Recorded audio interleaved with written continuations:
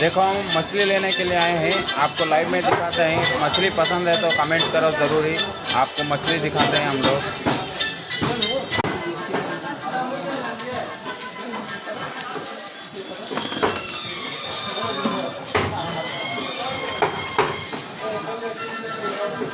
देखो ये अच्छा मछली दादा साहब है।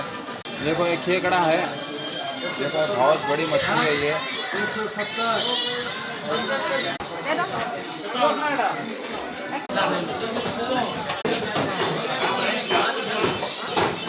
लाइव में है।